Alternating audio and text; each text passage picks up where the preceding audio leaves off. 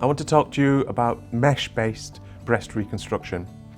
So a mesh is used when a woman chooses to have an implant-based breast reconstruction at the time of her mastectomy. So the mesh is used to cover the implant on the chest wall. So what happens during mastectomy, obviously, is that the breast is removed and the volume of the breast is replaced by the volume of a breast implant, which is put on the chest wall, and that becomes the basis of your breast reconstruction. But something has to keep the implant in place. The implant has to be covered. It can't be directly underneath the skin. So what can we do to cover the breast implant? Well, there are a couple of options, and your surgeon and your breast care nurse will talk you through these options to see which work best for you.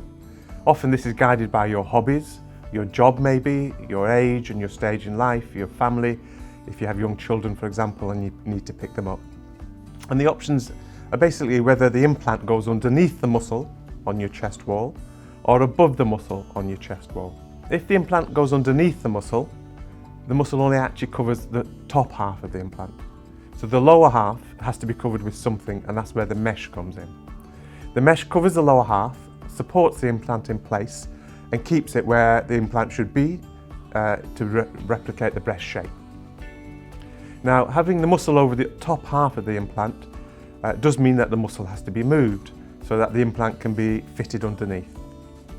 Now, some women don't want that muscle moved. Sometimes it can give rise to long-term aching. There are benefits to having it underneath the muscle, and so the pros and cons of this approach should be discussed with your breast care team. If the implant is not going to go under the muscle, it clearly has to sit above the muscle or on top of the muscle. That means the upper half of the implant needs to be covered by mesh, as well as the lower half. So then you get complete coverage by the mesh. And that has its benefits as well. Obviously the muscle's not moved, therefore there's no consequences of that. Talk to your surgeon, talk to your breast care nurse, and they'll explain the benefits and cons of both approaches.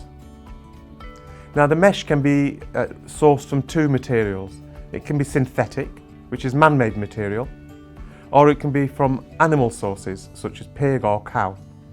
If it's used from animal sources, it's chemically treated at source by the implant manufacturers, so it's completely safe to use in humans, and you shouldn't have any concerns about its use for your safety or long-term use.